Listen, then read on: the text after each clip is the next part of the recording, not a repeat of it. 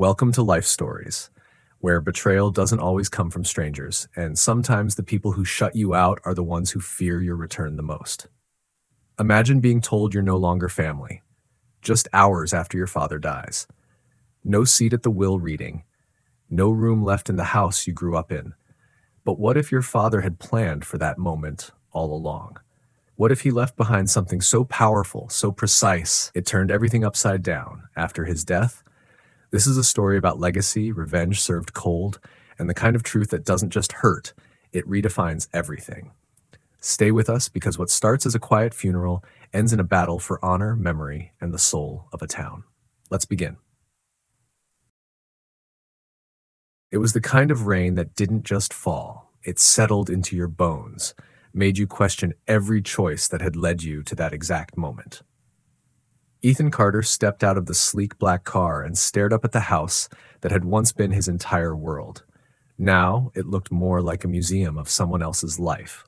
The white columns were freshly painted, the yard sculpted to sterile perfection, and the front porch swing, where he and his father used to talk until the stars blurred, was gone. Replaced, like so much else, by glass and chrome and the cold hand of his stepmother, Vanessa. 5 years. That's how long it had been since the fight that split them. Since he left Silverwood, Oregon with a single suitcase and a heart full of fire, determined to build something on his own terms. In Singapore, he'd done it, rising from unpaid intern to CEO of one of Asia's fastest-growing sustainable development firms. But success didn't mute grief. When Grace, his childhood friend, called him with the news, "Your father's gone, Ethan," it hit like a silent collapse. No last words, no goodbyes, just the ticking silence of too much time lost. The house didn't smell like home. It smelled like expensive candles and denial. Brooke, Vanessa's daughter, answered the door wearing all black like it was a costume. "We weren't sure you'd come," she said flatly, not moving to help with his bag. "He was my father," Ethan replied, stepping into a place that had once carried the scent of wood polish, fresh coffee, and Sunday mornings. Now it was all steel edges and empty warmth. Vanessa sat in the living room like a grieving empress, surrounded by local officials and curious hangers-on. Her perfectly manicured fingers clutched a glass of white wine instead of tissues. "Ethan," she said, standing with that cool performative grace she had perfected. "We tried to reach you, but your number—" "It hasn't changed," he said. She blinked, then smiled with a chill. "Of course.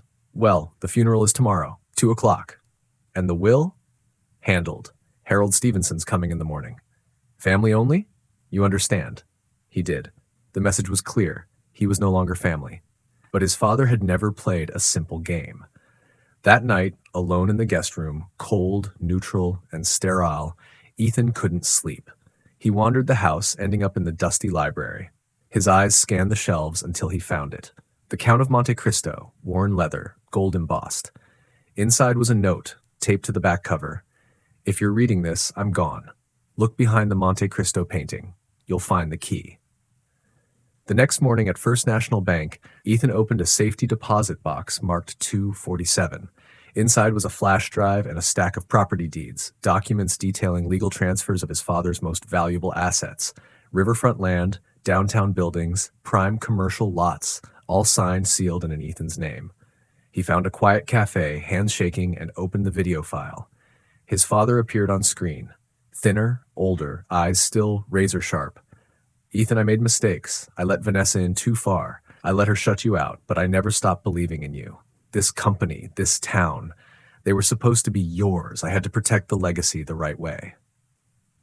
Ethan sat motionless for a long time after the screen went black. Rage, guilt, a strange, aching pride. His father hadn't abandoned him. He had outmaneuvered them all. Back at Harold Stevenson's law office, the air was thick with false condolences. Vanessa wore mourning like a designer suit, like her son Chase sprawled with arrogance across a leather chair. Brooke sat apart, quiet, watching Ethan with something unreadable in her gaze. "This meeting is for heirs only," Vanessa snapped when he entered. "I'm exactly where I belong," Ethan said, placing the folder of deeds on the polished oak table. "These are the properties, the ones I own, legally, signed over by Robert Carter before his death." Harold went pale as he read through the papers. Vanessa's smile cracked. You forged these. I didn't, but you're welcome to call the county clerk. The company, Carter & Co., belongs to the estate. No, Ethan said. It belongs to Carter Legacy Holdings, established by my father last year. I'm the sole owner. Chase shot to his feet. You don't get to come back after 5 years and take everything. I'm not taking, Ethan said. I'm protecting. This was Dad's plan. Vanessa looked like someone had just snapped her perfect pearl necklace, one bead at a time. Harold cleared his throat. The will does name Ethan as the heir to the company. The other assets appear to already be in his name. So, Ethan said calmly, I believe this meeting is now officially mine. That night, as the wind whispered through the trees outside the house that no longer felt like his, Ethan replayed the video one more time, memorizing the way his father's voice faltered near the end when he said, I'm proud of what you built, son, but now I need you to come home and finish what we started. He stared out at Silverwood's quiet streets, still asleep to the storm that was coming. Have you ever been forced to reclaim what was rightfully yours from people who tried to erase your place? What would you do if the only person who believed in you was gone, but had left behind one final secret plan? The next morning, Ethan walks into Carter & Co. headquarters for the first time in 5 years, only to discover the betrayal ran deeper than he ever imagined. And someone else has been hiding a secret that could change everything. The offices of Carter & Co. were colder than Ethan remembered, not just in temperature, but in soul. The warm hum of conversation that used to fill the corridors was gone, replaced by the sterile silence of fear.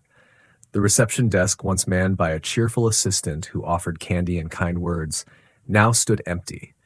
It wasn't just that his father had died. It was as if something vital had been systematically drained from the company itself. Margaret, his father's former executive assistant, met him in the hallway with a tight smile and eyes that glistened with memory. He kept a photo of you on his desk, she said without preamble, even after the fallout. Her voice trembled for just a second before she handed Ethan a second USB drive. He gave me this months ago, said to pass it to you if you ever came back. Told me not to trust Vanessa with it. Ethan nodded, pocketing the device without speaking. The air between them was thick with unspoken grief. They walked together to his father's old office. It had been emptied out, his desk, the leather armchair, the model buildings and framed newspaper clippings all gone. In its place were mood boards and marketing materials for Vanessa's new vision for Silverwood, luxury condos, rooftop lounges, high-end retail. His father's legacy of accessible housing, historic preservation, and community programs was nowhere in sight. She started cleaning it out 2 days after the diagnosis, Margaret whispered. Said he wanted it, but I don't believe it. He hadn't even told us he was sick yet. Ethan turned away, jaw tightening. Everything inside him screamed, not just in anger, but guilt. He hadn't been here. He hadn't seen the signs. The man who taught him how to read the cracks in a foundation had been crumbling quietly, and Ethan hadn't noticed. In a conference room near the back of the building, and if Ethan asked Margaret for a status update. She brought him the numbers. They were worse than expected. Staff reductions, deferred maintenance, emergency loans. Vanessa had been stripping the company for parts, preparing for a sale. The deal with Blackwood Development, long his father's adversary in town, had been fast-tracked. Contracts had been signed without board approval, using a shadow advisory council built from Vanessa's personal contacts. The plan was clear. Cash out, get out, leave the town to rot under a gilded shell. She said it was what Robert wanted, Margaret said bitterly. But I saw his face when he talked about the Riverside project. He wanted to build something permanent, not this. That night, alone in his hotel room overlooking the town square, Ethan plugged in the second USB. The files were raw, unedited. His father looked tired, frail. But his voice was clear, unwavering. If you're watching this, it means the worst has happened. But Ethan, I want you to know, I never stopped trying to reach you. Vanessa intercepted the letters, the calls. I should have fought harder. But I tried to protect you the only way I could, by protecting the work. In one video, Robert stood on the empty riverfront land. This isn't just property, it's opportunity. a chance to rebuild this town for everyone, not just the ones who can afford penthouses. In another, filmed in the office late at night, he looked directly into the camera. You were right, Ethan. I was too focused on numbers, on legacy as a name, but you understood something I didn't until it was too late. Legacy isn't what you leave behind, it's who you leave it to. Ethan's hands trembled. The weight of what his father had done, transferring the company's most vital assets behind closed doors, risking legal backlash, defying a woman who had manipulated his final years, was staggering.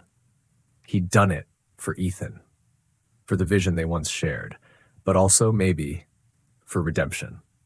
The next morning, Ethan returned to Carter & Co., a decision solidified in his chest. He wasn't going anywhere. Not now. But just as he stepped into the main hallway, Brooke was waiting. She looked different, nervous, conflicted. "We need to talk," she said. "I found something." He followed her to the archives room, where she handed him a small leather-bound notebook. It was packed away in one of the boxes Mom told the staff to destroy. "I was curious, and I think you need to see it." Inside were pages written in his father's hand, journal entries, notes about the business, about Vanessa, about Ethan, regrets, fears, hopes, and one entry in particular made Ethan go still. Vanessa's been in talks with Blackwood for over a year, but she's hiding something. There's money missing, large sums being funneled through a private account. I don't have the energy to chase it, but if Ethan ever returns, tell him to look into the Birchman Fund. She says it's for philanthropy. I'm not so sure. Ethan looked up, breath short. "Why are you giving this to me?" Brooke looked down. "Because it's the right thing to do, and because I think she's planning to leave, with everything." As Ethan left the room, a quiet fury burned in his gut, not just at Vanessa, but at himself, for waiting too long, for letting it get this far. He had one last task that afternoon, review the transition documents for full control of the company. But the betrayal now ran deeper than he'd imagined. This wasn't just about family or even legacy anymore. This was about justice, and the clock was ticking. Would you risk exposing a truth that could destroy what little family you have left if it meant protecting what's right? As Ethan opens the old company ledger, a hidden pattern begins to emerge, and what he uncovers next will change everything he thought he knew about his father's death. Stay with us for the next chapter. The ledger smelled like dust and time, thick leather, brittle edges, corners fraying from years of use. Ethan sat alone in the conference room that had once echoed with his father's voice, fingers tracing the faded gold embossing on the cover. Carter & Co. Holdings, 1987 to present. It was more than a financial record. It was a confession in numbers. Inside, the figures were meticulous, his father's handwriting looping cleanly beside each transaction, each note. And there it was, buried beneath years of routine expenses. The Birchman Fund, a name that had never appeared in official reports. Page after page revealed wire transfers to shell companies, offshore accounts, and a quiet trickle of capital redirected into projects that bore no Carter signature. Millions. The pit in Ethan's stomach turned cold. This wasn't philanthropy. It was a siphon. He cross-referenced the dates with internal memos, city filings, Vanessa's private board meetings. A pattern emerged. She had been positioning herself as the sole architect of Silverwood's redevelopment, leveraging Carter & Co.'s resources to fund a parallel empire in her own name. She hadn't just tried to erase Ethan, she had tried to overwrite Robert's legacy entirely. Worse still, some of the transactions had occurred after his father's diagnosis, during the months he'd become increasingly withdrawn. Ethan thought of the videos, the tiredness behind Robert's eyes, the pauses between words. How much had Vanessa taken before he even realized? That evening, Ethan met Grace at the Riverwalk, the construction site where the first phase of his reimagined Riverside project was underway. The air smelled like wet soil and cement, but it was full of promise. Workers waved as they passed, and a group of children biked along the temporary paths. Grace looked at him, reading the tension on his face before he said a word. "You found something," he nodded. She was bleeding the company dry, using a fake charity to fund private deals, offshore assets, properties registered under fake LLCs. She was going to take everything and vanish. Grace didn't look surprised, just sad. What are you going to do? That night, Ethan didn't sleep. He read through every journal entry, every wire receipt, every email Margaret could dig up. It wasn't just about catching Vanessa. It was about deciding what kind of man he wanted to be. He could expose everything, press charges, call the press, drag her name through court and the town square. But doing so would destroy whatever peace remained and hurt Brooke, who had risked everything by coming forward. The next morning, Ethan arranged a meeting. Vanessa arrived at the Carter family estate like she owned it. She wore pale blue, not black, as if mourning was yesterday's game. Chase followed, arrogant as ever, and Brooke trailed behind, her face unreadable. They sat across from Ethan in the sunroom where his father used to read the Sunday paper. Vanessa offered a cold smile. "I assume this is about closure." Ethan said nothing for a moment. Then he pulled out the ledger, opened it, and laid a single photocopy on the table. The Birchman records, annotated, traced. Vanessa paled, her eyes flicking to the page, then to Brooke. "This is nothing. You have no right to dig into private records." "This isn't private," Ethan said quietly. "This was theft. From the company, from the town, from my father." Chase stood, fists clenched. "You think anyone will believe you? You've been gone for years." Ethan reached into his briefcase and placed a small audio recorder on the table. "I think they'll believe your mother, especially when she explains these transactions to the authorities." Vanessa's lips tightened. For a long moment, no one spoke. Then Brooke broke the silence. "Tell the truth, Mom. Please." Vanessa closed her eyes. When she opened them again, something inside had fractured. "He wasn't supposed to die so soon," she said, voice trembling. "I was supposed to have time to turn it into something better. He was stuck in the past. You don't know what it's like to be married to a man who talks about legacy more than he talks to you." Ethan stared at her. "You had the house, the name, the comfort. Why wasn't that enough?" Her voice cracked. "Because comfort isn't power, and I was tired of being replaceable." In the end, they made a deal. Vanessa would sign over the remaining disputed assets. She would dissolve the Birchman Fund.